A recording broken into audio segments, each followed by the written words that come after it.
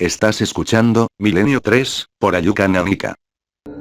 Vi descender del cielo a otro ángel fuerte, envuelto en una nube, con el arco iris sobre su cabeza, y su rostro era como el sol, y sus pies como columnas de fuego. Tenía en su mano un librito abierto, y puso su pie derecho sobre el mar, y el izquierdo sobre la tierra. Y clamó a gran voz, como ruge un león, y cuando hubo clamado, 7 truenos emitieron sus voces. Y el ángel que vi en pie sobre el mar y sobre la tierra, levantó su mano al cielo, y juró por el que vive por los siglos de los siglos, que creó el cielo y las cosas que están en él, y la tierra y las cosas que están en ellas, y el mar y las cosas que están en él, que no habría más tiempo.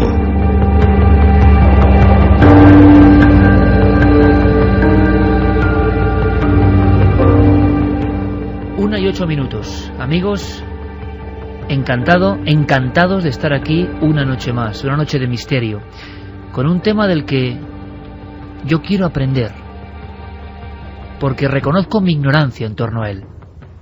Cuando uno escucha estas frases, cuando rebobina en el tiempo, cuando se da cuenta de la fuerza de la simbología, sabe que hay un tema clave para la humanidad, un tema que nos acompaña desde el principio del tiempo. Pero ¿cómo explicar la fascinación y a veces el temor que nos producen esos seres mensajeros, emisarios, heraldos, a veces benévolos, a veces causantes de auténticas desgracias individuales y colectivas? ¿Es posible hablar en el siglo XXI de ángeles? Ayer mismo, casi a estas horas, un poco antes, pero ayer mismo, un convento en Florencia. Estábamos investigando otras muchas historias de esa bellísima ciudad italiana. Ayer tuve una pequeña revelación periodística. Celdas, casi 100. Viejo convento. Pequeñas, austeras, como si nada hubiese cambiado. Estábamos solos. Podíamos abrir puerta a puerta, en plena oscuridad, y comprobar en cada una de esas celdas o habitáculos una obra maestra de Fra Angelico, quizá el pintor que mejor describió a los ángeles. Me fijé en una de las pinturas y tenía todavía destellos casi púrpura, una especie de efecto especial, hay que decirlo, pero de hace tantos siglos. Era un ángel vestido de rojo que bajaba de los cielos. Me fijé en el suelo. En una de las celdas había una especie de hueco. Oficialmente, las autoridades de Florencia aseguran que, bajo el convento, había otra cosa. Un antiguo emplazamiento de una secta herética, de unos religiosos que se desviaron por el camino del mal. Se les acusó de corrupción, de muerte, de orgías. Y como para borrarlos de la faz de la tierra, se construyó encima, con otras pinturas, otros credos, otros ángeles. Pero en la soledad, ayer, hace apenas unas horas, me agaché y vi que había una serie de espejos. Los espejos guardaban una sorpresa, proyectaban lo que estaba en el techo, que ahora era la capa del suelo. Una visión inesperada. Primero un Cristo macilento, posiblemente del siglo XII, que os aseguro, amigos, que estremecía. Un Cristo muerto y vivo al mismo tiempo.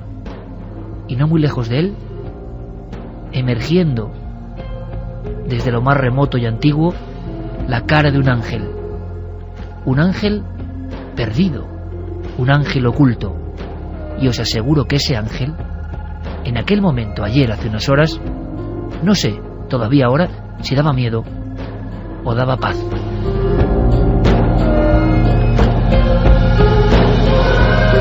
¿Por qué los ángeles han sido esas dos cosas? Como emisarios y reflejos de lo mejor y peor que llevamos dentro, capaces de interceder entre lo divino y lo humano, capaces de bajar al mundo mortal. ¿Serán todos los fenómenos de los que hablamos raíz de los ángeles? Porque son capaces de entrar en el sueño, de expresarse con luces. No hay más que acudir a las palabras sagradas. Así lo tenía planeado, cuando el ángel del Señor se le apareció en sueños y le dijo: José, hijo de David, no temas tomar contigo a María tu esposa, porque lo concebido en ella viene del Espíritu Santo. Levántate, toma contigo al niño y a su madre, y huye a Egipto. Allí estarás hasta que yo te envíe, porque Herodes va a buscar al niño para matarle. 1:13, recién llegados de investigación, pero con ganas de contaros un tema que, ojo, no es antiguo en absoluto. Todo esto nos suena y nos da el eco de tiempos muy remotos, pasados, pero que están en nuestra sangre, en nuestro ADN. Ángeles con la espada justiciera, arcángeles enfrentándose a monstruos, ángeles de la guarda. Todos hemos escuchado historias del ángel de la guarda. ¿Creéis tener un ángel de la guarda? ¿Alguien que os protege? ¿Alguien que vela por vosotros? Al mismo tiempo, ángeles que tocan trompetas, que derriban piedras, hacen llover fuego y matan a los animales y a los hombres. ¿Quiénes son los ángeles? ¿En pleno siglo XXI tienen cabida? Pues en Estados Unidos, y esto es pura actualidad, el tema está de moda desde hace prácticamente una década. ¿Por qué? Quizá por este momento que cambia el mundo. De Canadá u otros países que consideren más seguros. José Antonio, se ha desplomado una de las dos torres. Adiós. Se acaba Ahora de mismo, desplomar. efectivamente. La torre, que en principio fue la segunda contra la que colisionó el avión, son las 4 en punto, las 3 en punto en Canarias, transmite la cadena SER, les recuerdo, sucesión de atentados en Estados Unidos, acaba de desplomarse una de las dos torres gemelas de Nueva York.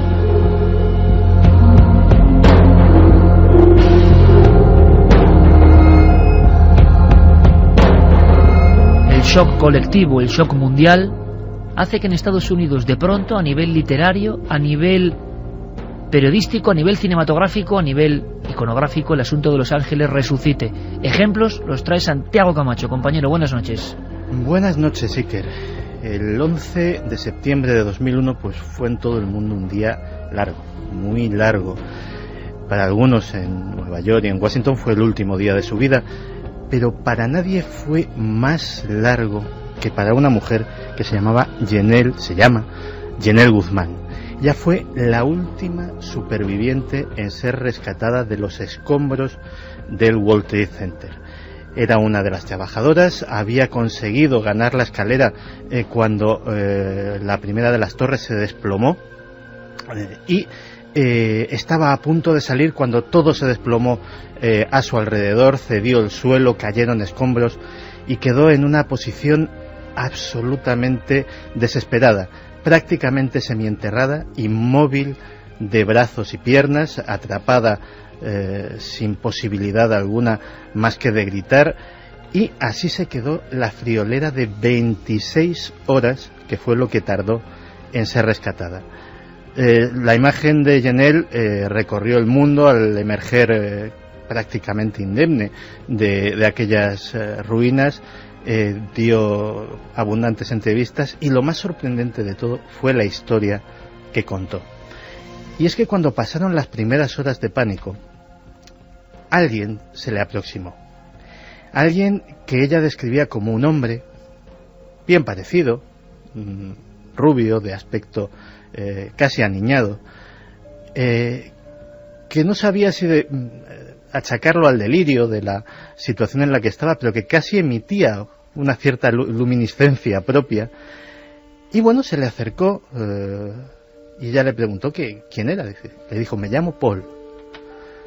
¿Eres miembro del equipo de rescate? ¿Estás atrapado aquí conmigo? Dice: no estoy atrapado. En cierto sentido se podría decir que formo parte del equipo de rescate. Mi misión es estar aquí contigo hasta que vengan el resto.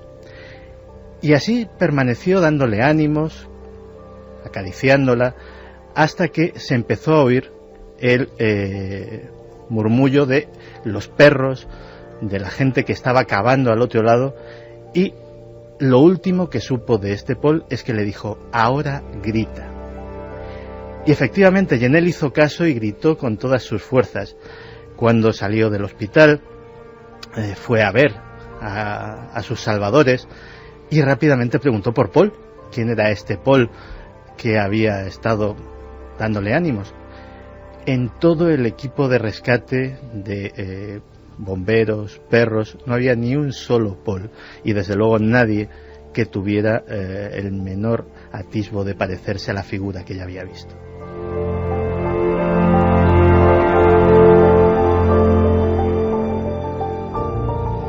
Casos recientes, todavía más recientes. Carmen, buenas noches. Buenas madrugadas, Iker. También en Estados Unidos, en un hospital, y un shock absoluto ante ciertos hechos que parecen increíbles.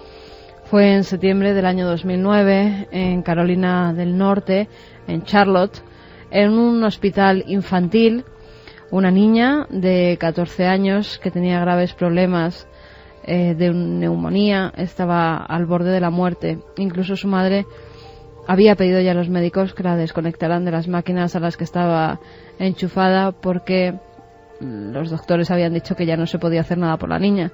Era prematura, había nacido con 5 semanas de antelación y desde que nació tuvo muchos problemas. Ahora con 14 años ya parecía el fin de sus días, pero de repente cuando los médicos van a desconectarla de las máquinas hay una fuerte luminosidad en la habitación que incluso se capta en las cámaras de seguridad del hospital, y la madre asegura que lo que allí se presenta y salva a su hija, que hoy en día vive, es un ángel. Tenemos las palabras de la madre, se llama Colin Button, y nos cuenta esto. Hemos rezado para que ocurriera un milagro, y creo que este es el comienzo de ello. Esta imagen apareció en el monitor de seguridad, y era una imagen de un ángel. Y pensé, bien, ¿es esto una figura de un ángel que se la lleva al cielo? ¿O es un ángel que viene a decirnos que se va a poner mejor? Es como un resplandor, es un milagro. Es un cumpleaños muy especial. Podía haber sido el último. 1:20, Noche de Ángeles. Yo creo sinceramente que es un temazo. Ayer y hoy, que siguen pasando cosas desde el principio. ¿Creéis en los ángeles? Hay, desde luego, como siempre, una encuesta, vías abiertas y una gran sorpresa en ikerjimenez.com. Como siempre, Iker, vías abiertas, 27699, palabra clave, milenio, espacio, vuestros mensajes, milenio3 con número @cadenaser.com y www.cadenaser.com. Como bien decía Iker, en ikerjimenez.com, además de la encuesta, que hoy la pregunta pues es muy sencilla. ¿Crees que existen los ángeles? Y os van a sorprender los datos, porque por ahora va ganando el sí con un 64,2%. Bastantes. Pero además tenemos un dossier especial, el Museo de los Ángeles. Los Ángeles y el arte. Obras espectaculares donde vemos estas figuras angélicas, las más extrañas, las más enigmáticas. Y con esa dualidad a veces, ¿verdad? Entre lo bueno y lo malo. Eso es.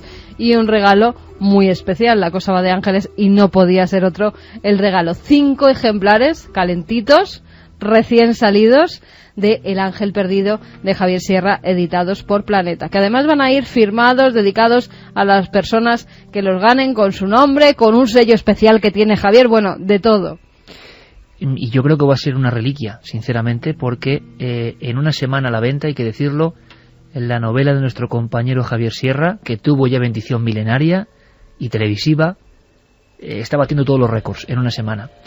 El Ángel Perdido, que habla de ángeles también, entre otras muchas cosas. Vamos a aprender en este viaje maravilloso. 5 ejemplares dedicados, es profeso aquí, de puño y letra de Javier Sierra. Yo creo que merece mucho la pena.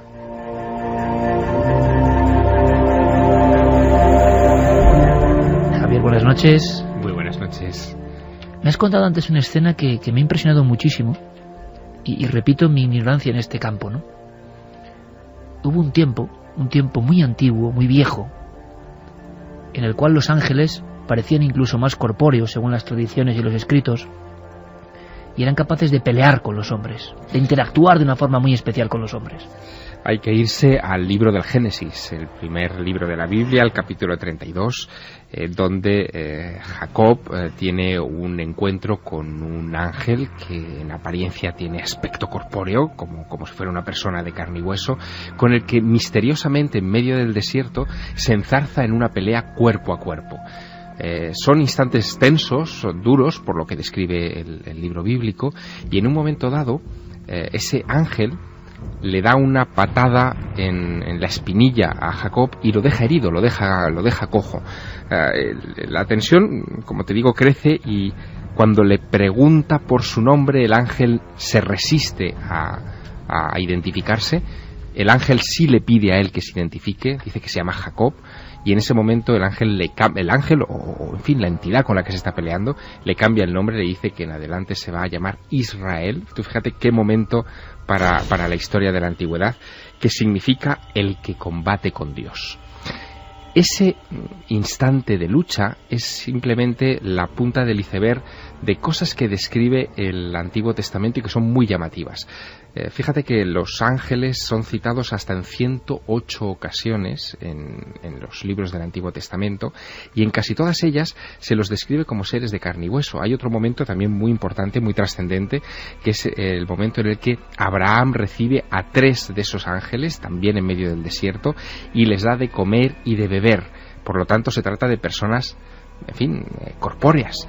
Y otro instante más es cuando Lot recibe la visita de los ángeles en su casa, en la ciudad que Yahvé ha decidido que va a destruir, que es Sodoma, y esos ángeles, a medida que se van aproximando a la casa de Lot para advertirle que huya antes de que se consume la venganza de Dios, son asaltados o intentan ser abordados por los habitantes de Sodoma, que quieren abusar sexualmente de ellos. Y por último, lo que a mí más me fascina, una cita del Génesis, que es de las más oscuras que jamás ha llegado a manos de los teólogos para ser interpretada correctamente.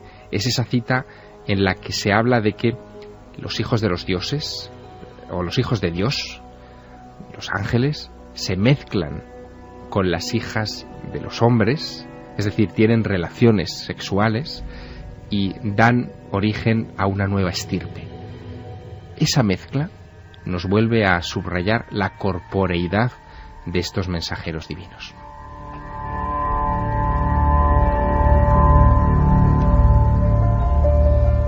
Evidentemente, cuando he dicho ángel de la guarda, incluso aquí entre el equipo, con Fermín Agustí, Carlos Largo, nuestros compañeros Coque Peinado y Noel Calero, pues han surgido historias, he escuchado algunas. Todo el mundo tiene en lo subterráneo quizá del recuerdo historias, cosas, cuentos de los abuelos o de los padres, sensación de estar durmiendo solo y de pronto pensar que algo nos rodea, quizá que algo nos protege, en algunos casos hay que decirlo, que algo nos puede amenazar, y de pronto ese miedo cesa. ¿De dónde viene la idea de que un espíritu, una entidad, un ángel que proviene del término más o menos aceptado mensajero, está junto a nosotros? ¿Hay un ángel para cada uno de nosotros? ¿De dónde viene esta creencia? Ángel de la guarda. Nos hemos dado cuenta de que no solo es en el cristianismo ni en el judaísmo. Otras religiones también tienen estas figuras. Hemos preguntado a 2 grandes especialistas y amigos, Antonio Piñero y Andrés Guijarro. El ángel de la guarda es algo totalmente judío.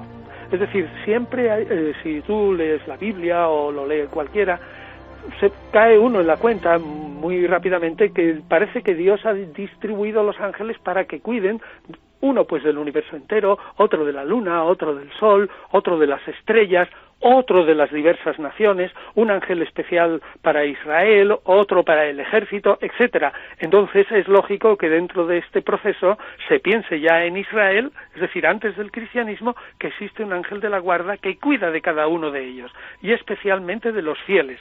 Así que el cristianismo no inventa la idea del ángel de la guarda, sino que la recoge directamente del judaísmo. Un elemento en común pues es la presencia del ángel guardián, ¿no? En el Corán aparece un versículo que dice que toda alma tiene un guardián, ¿no? Que ejerce tanto de guardián como de escriba, ¿no? Digamos, toman nota, ¿no?, de las acciones de los hombres a lo largo de la vida de estos, ¿no? Otra función, por ejemplo, interesante en la tradición islámica es de los ángeles, lo que respecta a los seres humanos, es, digamos, la función de transmisores de bueno, los sueños, lo que se conoce en el Islam como sueños sanos, es decir, son sueños con un contenido espiritual, sueños con un mensaje espiritual explícito. Se supone que estos sueños son transmitidos por ángeles o por un ángel en concreto, ¿no?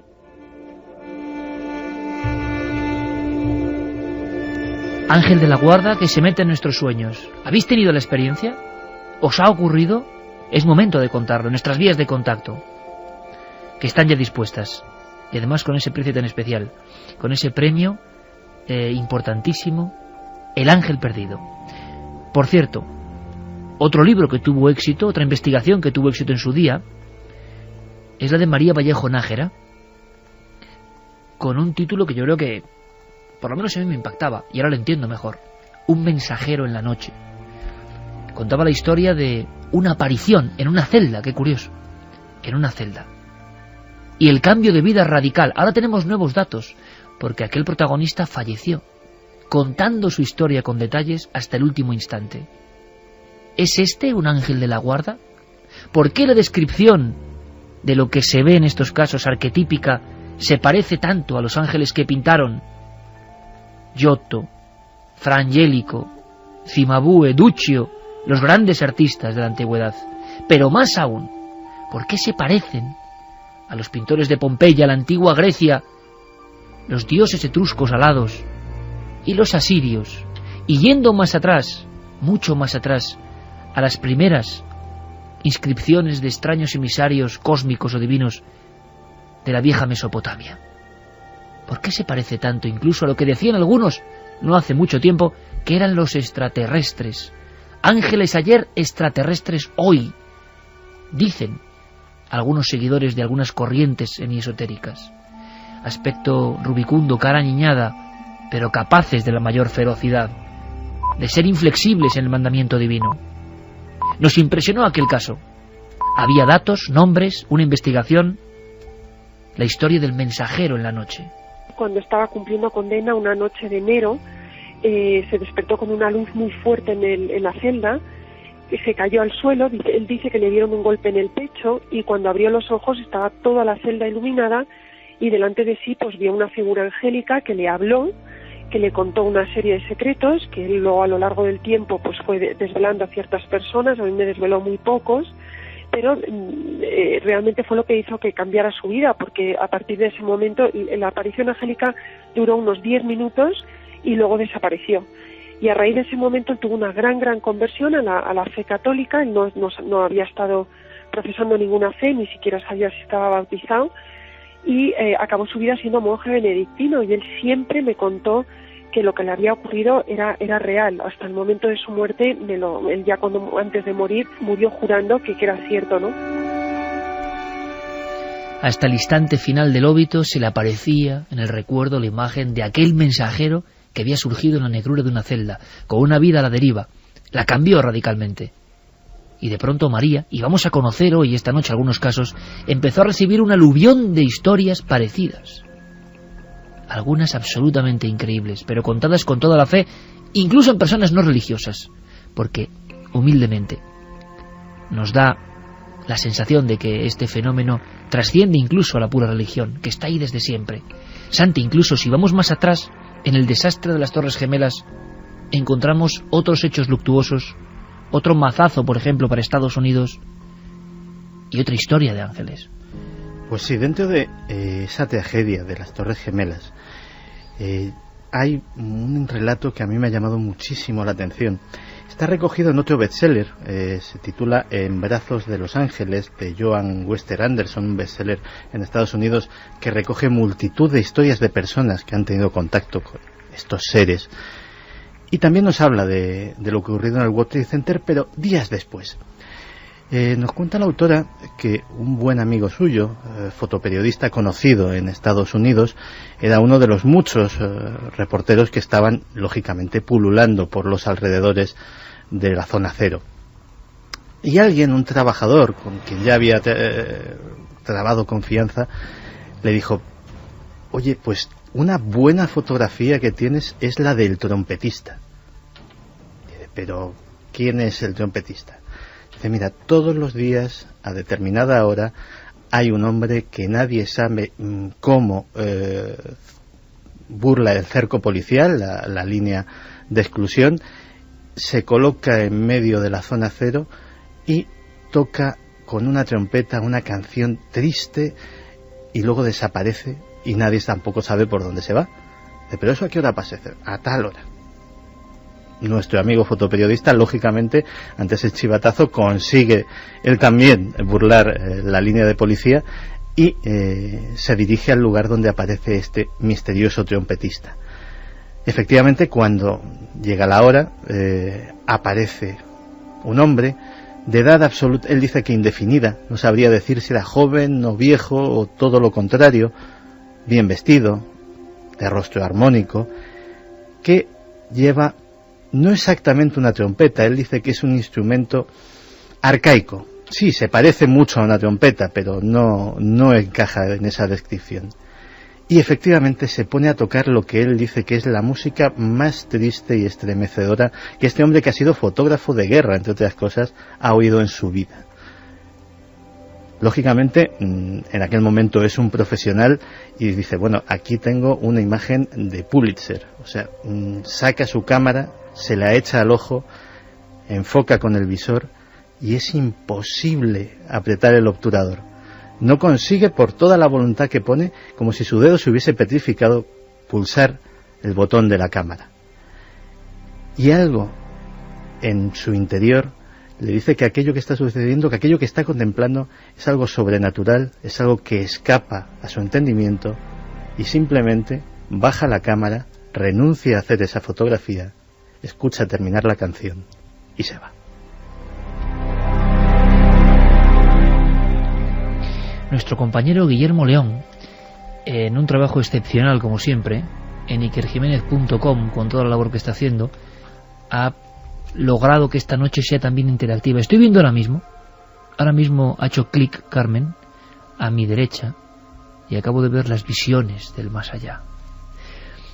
Los ángeles siempre presentes en lo natural y en lo sobrenatural. Os voy a preguntar antes de que sigamos, para que nuestros amigos y amigas se den cuenta de lo que tienen ahí en la web. Quizá es un buen fondo para ir pasando mientras escuchamos estas músicas y mientras hablamos de lo que hablamos.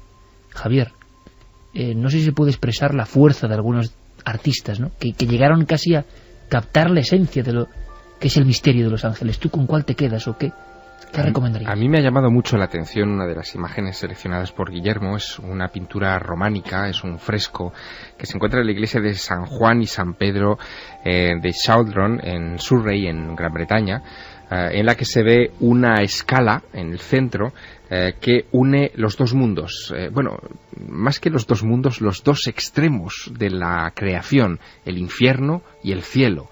En el infierno, figuras deformes, como con máscaras grandes, facciones muy exageradas, son las que llevan los diablos, que no llevan cornamenta como habitualmente, sino que más bien parecen como, en fin, personajes con algún tipo de deformación genética que se dedican a torturar a las almas caídas.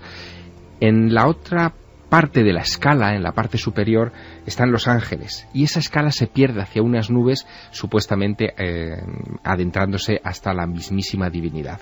Esa idea, Iker, de la escala por la que pueden bajar los ángeles o ascender los ángeles en función de las necesidades de la divinidad, es algo que se repite constantemente en muchos lugares y en muchas religiones del mundo. Estaba en los antiguos egipcios, donde la escalera unía el suelo sagrado de ese país, que hoy también sigue de actualidad, con el cielo de las divinidades, pero sobre todo también está en la Biblia, también está en el Génesis, en un relato que nosotros conocemos como el sueño de Jacob. Jacob, camino de Harrán, se queda dormido sobre una piedra y en un instante tiene una visión. El cielo se abre, cae una escala sobre ese desierto por la que ve descender ángeles que se pierden hacia los confines del horizonte. Estando no hace mucho tiempo, Javier, en Harrán, me acordé de algunas investigaciones tuyas, Scala Dei, claro, y la sensación de que hay lugares de la tierra, me ponen los pelos de punta esto, donde el cielo, donde los seres del cielo los seres de otro mundo, podían bajar. Tú sabes que esa es una vieja obsesión mía. He recorrido muchos lugares de la geografía, incluso española, donde se tiene constancia de ese nexo de unión. Uno de ellos es la Cartuja tarraconense de Scala Dei. Es uno de los pocos pueblos que todavía conservan su nombre en latín, Scala Dei, la escalera de Dios, donde incluso el escudo de ese pueblo refleja perfectamente esta idea. Pero es que incluso si te vas a Burgos, por ejemplo, Escalante, Escalona, pueblos donde han ocurrido cosas extraordinarias también en el pasado. La escala. Exactamente, y que tiene que ver con el concepto de escala, de punto de unión, de nexo de unión, donde esos ángeles de los que hablábamos antes, que quizá podían pasar entre nosotros completamente desapercibidos, como quintacolumnistas, pueden descender e infiltrarse entre nosotros.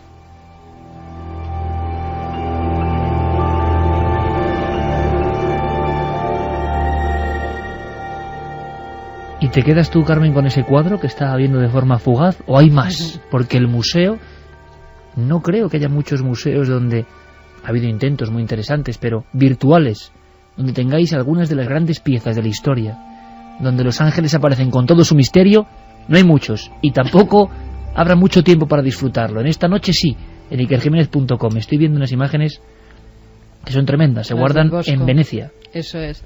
Además impresionan porque las hemos visto, hemos estado allí, fuimos además a Venecia simplemente para ver este cuadro, lo tuvimos delante y es impactante, es ese túnel por el que muchos dicen haber pasado en esas experiencias cercanas a la muerte y cómo unos ángeles parecen recoger a esa persona que ya ha pasado al otro lado para ascender a los cielos. Tenemos todos miedos a la muerte, ¿verdad? Y cuando tenemos esa visión del túnel, ¿qué hay detrás? Hay seres familiares que nos están esperando, hay seres angélicos, en este caso parece que son ángeles que nos ascienden. Y otro de los frescos con los que me quedo, que también lo vimos allí en Pompeya, esos frescos de la Villa de los Misterios, impactantes, con ese color rojo, con un ritual que todavía no se sabe explicar muy bien. Dicen que dionisíaco, pero no se sabe a ciencia cierta. ¿Qué nos quería decir ese ángel en esos frescos de Pompeya? Lo que vamos a saber ahora mismo, en este viaje lo estáis viendo escalando entre el futuro, el presente y el pasado, son vuestros casos, lo que habéis vivido vosotros. Pero antes, Santi, por favor, en este recital que nos estás dando de historias que tienen que ver con Estados Unidos, que explicarían el fenómeno a todos los niveles que ha ocurrido en ese país, que en el fondo es del que debemos casi todos a nivel de lo mediático, con la irrupción de los ángeles. Antes de las Torres Gemelas decía que hubo un acontecimiento brutal, casi olvidado, casi solapado. ¿Año 93, Santi? Año 95. 95.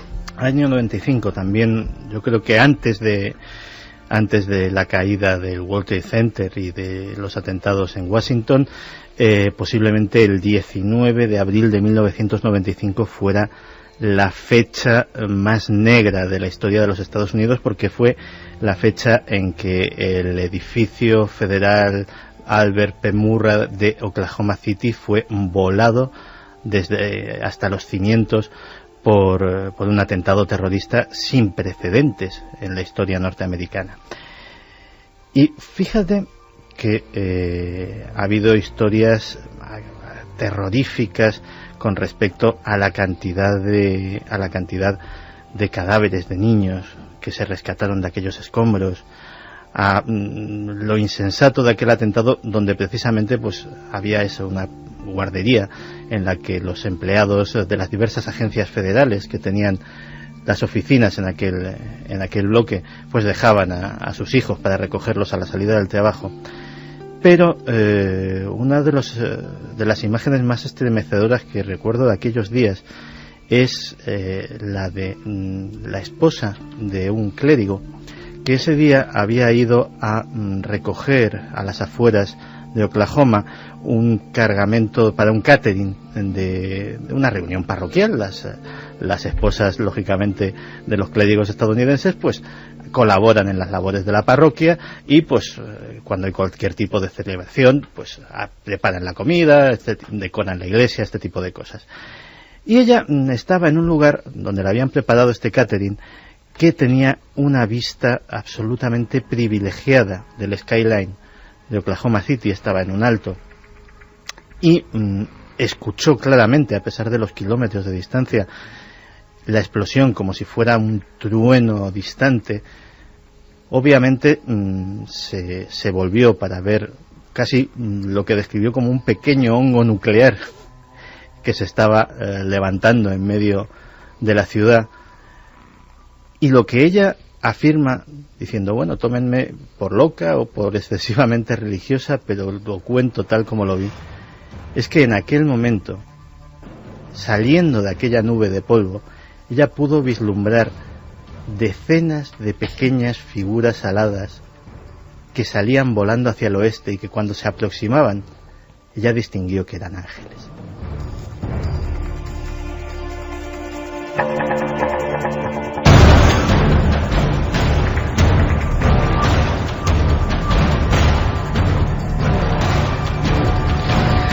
Ángeles capaz de descomponerse en luz.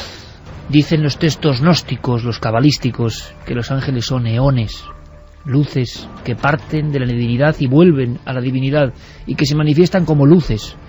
En los más antiguos textos sagrados se habla de el resplandor que se produce en la habitación donde entra el ángel. El ángel es un ser humano, tiene apariencia antropomorfa, pero genera un impacto, una luz extraordinaria que hace que el individuo se tape los ojos. La historia bíblica está trufada de este tipo de encuentros. De pronto se presentó el ángel del Señor y la celda se llenó de luz. Le dio el ángel a Pedro en el costado, le despertó y le dijo: levántate, aprisa. Y cayeron las cadenas de sus manos.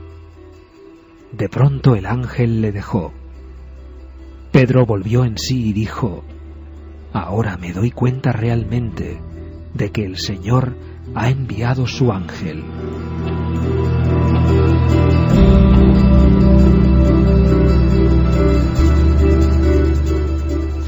Quien crea que solamente este tipo de apariciones como luces de los ángeles han tenido lugar en tiempos bíblicos realmente se equivoca. Su influencia a lo largo de la historia es constante. Hay un episodio de 1582 que a mí me llama poderosísimamente la atención y que tiene como protagonista a uno de los personajes más extraordinarios de la corte de Isabel I de Inglaterra. Me refiero a John Dee, matemático, astrólogo y cartógrafo de la corte, que en un momento determinado, mientras oraba en su casa de Mortlake, siente que hay una luz al otro lado de la ventana de la habitación en la que él se encuentra. Esa luz se hace más grande, atraviesa los cristales del ventanuco y se manifiesta en todo su esplendor, llenando toda la estancia de una radiación tremenda. John Dee piensa que hay alguien dentro, y ese alguien se identifica inmediatamente como el arcángel Uriel. Le entrega incluso un espejo convexo a John Dee, es decir, un objeto físico que él conservará el resto de su vida, y le indica que a través de ese espejo él podrá ver el más allá y asomarse al futuro.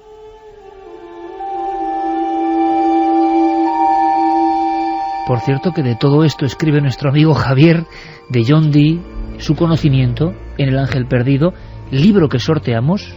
5 ejemplares. 5 ejemplares. Ahora nos cuentas más cosas. Y digo Javier. más cosas porque fíjate que también la influencia que tuvo la creencia en los ángeles ha llegado incluso a dar nombre a un país. ¿De dónde creéis que viene el nombre de Inglaterra? England, la tierra de los ángeles. Angelland, incluso en francés, Angleterre, la tierra de los ángeles.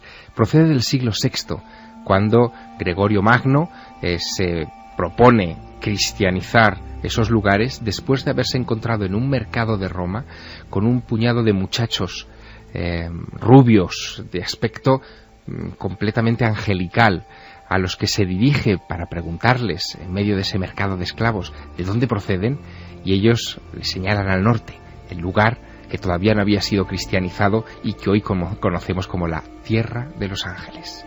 Luego te pregunto, Santiago, por tu cuadro, de esa exposición que ha puesto, ha colgado, ya ha hecho viva Guillermo León en ikerjimenez.com. Repetimos vías de contacto, Carmen, porque creo que de verdad el premio de esta noche con el libro recién salido hace unos días y tenerlo firmado por Javier, con el sello del ángel, que cada uno luego descifre, y dedicado a cada uno de los oyentes, yo creo que va a ser muy importante. 5 ejemplares, repetimos el contacto y escuchamos a los oyentes. Vamos a repetir esas vías de contacto: 27699, palabra clave milenio, espacio, vuestros mensajes, milenio3 con número @cadenaser.com y www.cadenaser.com.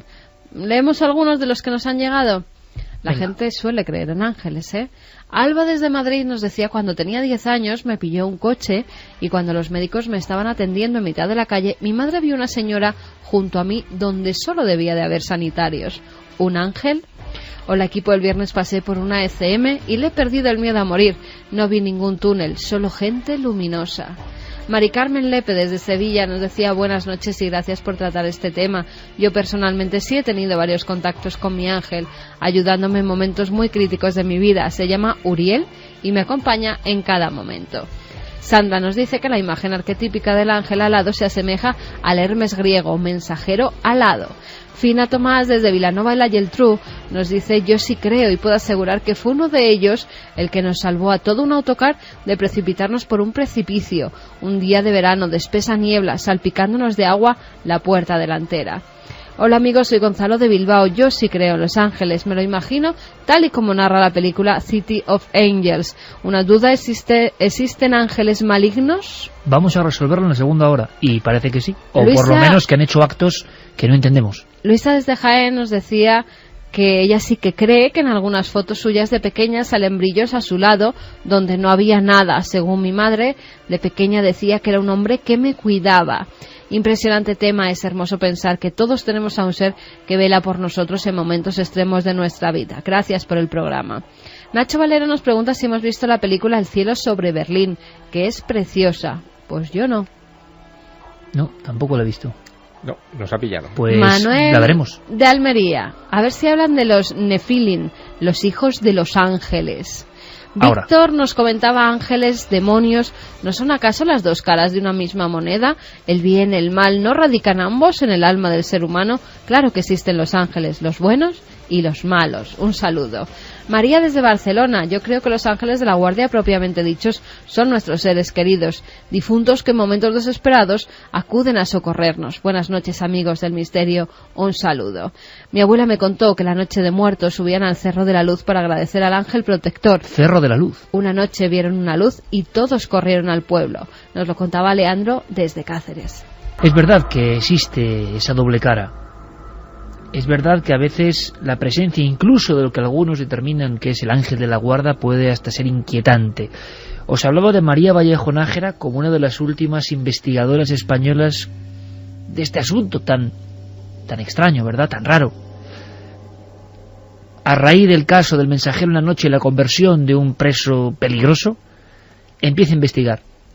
Y como si fuese un torrente, como está ocurriendo esta noche en nuestras vías de contacto, un montón de personas quieren contarle su experiencia, increíble, de forma cotidiana, reservada para ella, para que alguien la entienda.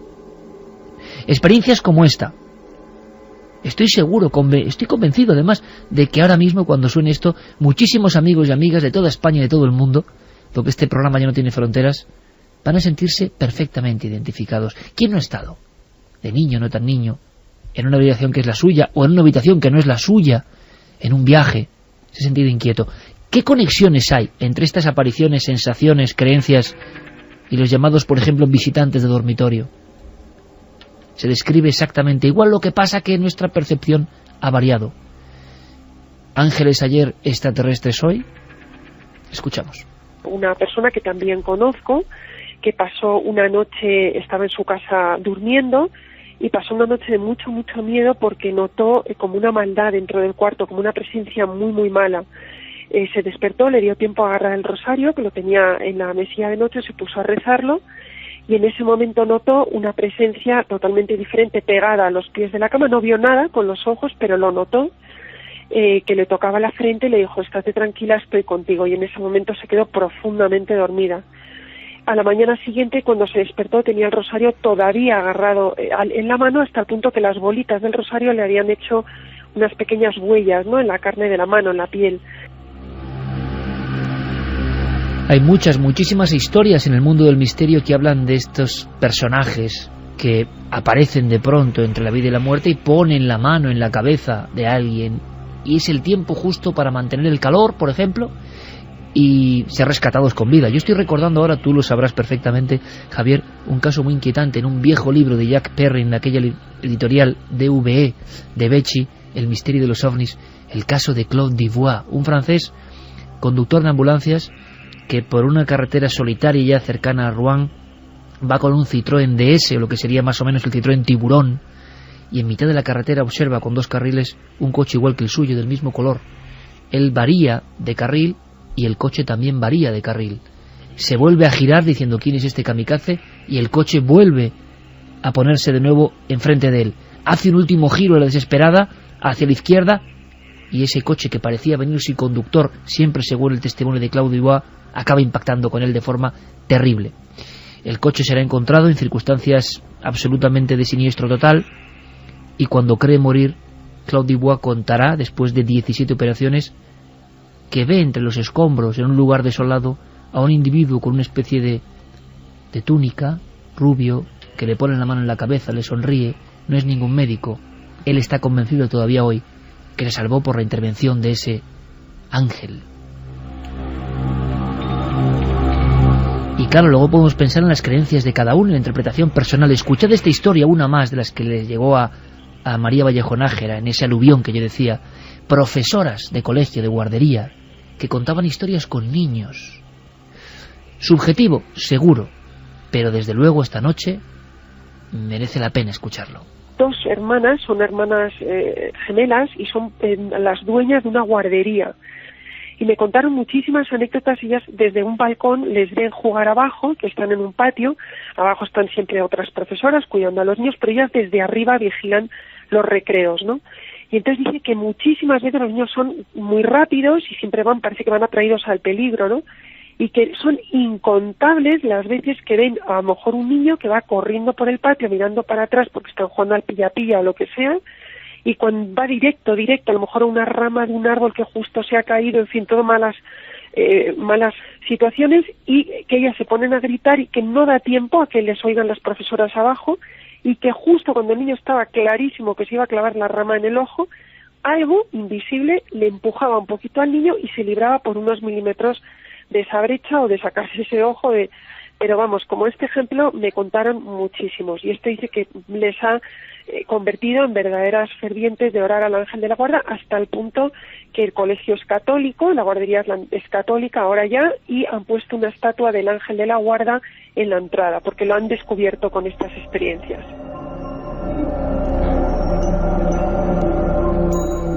Un ángel de la guarda que han colocado en piedra después de examinar durante mucho tiempo extrañas historias que quizá nosotros no podamos ni creer ni comprender porque no somos profesores de guardería y no estamos viendo todo el día a los niños, pero yo creo que es una bella historia. Es una muy bonita historia y que refleja también un poco la arraigada creencia en los ángeles. Fíjate que yo he estado consultando la evolución de esa creencia en encuestas. Ha sido muy fácil de seguir en el caso norteamericano, no tanto en el caso español, pero en el caso de los Estados Unidos, fíjate que en el año 78 el 50% de los norteamericanos creía en los ángeles, la mitad de la población. En el año 93, según una encuesta de la revista Time, ese porcentaje había crecido hasta el 69%. Y en el 94, que es un poco el momento de mayor efervescencia de la creencia en ángeles antes de la época actual, y luego analizaremos por qué, el 13% de los norteamericanos creía haberlo sentido cerca. Es decir, iban mucho más allá. Son muchos millones. Exacto, iban mucho más allá de simplemente creer en los ángeles. Pero es que la cosa ha ido evolucionando, Iker, porque en 2004 una encuesta Gallup marcaba el récord histórico. 78% de los norteamericanos actuales creen en los ángeles. Y en el 2010 las creencias se han moderado un poco. El año pasado eran un 68% los que creen en los ángeles, que no es poca cosa, frente a solo un 36% de la población norteamericana que cree en visitas extraterrestres, para que nos hagamos una idea de en qué momento estamos actualmente respecto a esto. Porque alguna de estas apariciones, contadas desde una perspectiva no creyente, Es un individuo a los pies de la cama, hierático, sonriente en ocasiones, que te mira, que desaparece, que emite luz. Es un caso, desde luego, de encuentro casi del tercer tipo. ¿Y cómo estará nuestra encuesta? Ahora, a la 1:58, en Milenio 3. Pues la encuesta tiene un sí claro. Sí, 66,2%, no 33,8%. La pregunta, ¿crees que existen los ángeles? Pues yo no las tenía todas conmigo, ni estoy a favor de ninguna posición, evidentemente, como director del programa, pero me sorprende muchísimo el 66%. Es un sondeo actual en España entre oyentes, pero que son muchísimos cientos de miles, y yo creo que es sorprendente. A la vuelta, aparte de que Santi nos comenta ese cuadro que le ha impresionado, vamos a intentar responder todo eso de ángeles del otro lado, ángeles malignos, ángeles exterminadores, ángeles justicieros. Y al sonar, decían en las catacumbas de París, en una puerta que sobrecoge el alma con millones de calaveras, aquello de: y al tocar la trompeta del ángel, los muertos resucitaron. Y esos grabados, esa fuerza, esas pinturas siguen estando en Maestros del Arte, que podéis comprobar en miqueljiménez.com. Vamos a saber qué está pasando en Estados Unidos con toda esta efervescencia. ¿Por qué? Con muchos más casos. Y eso de la mezcla entre mujeres, hombres y una raza de híbridos. ¿Habéis oído hablar de los yezidi, la cultura del Kurdistán, que adoran un extraño dios y se creen descendientes de los mismísimos ángeles? Javier, ¿hay que hablar de todo eso? Lo hacemos a la vuelta en Milenio 3.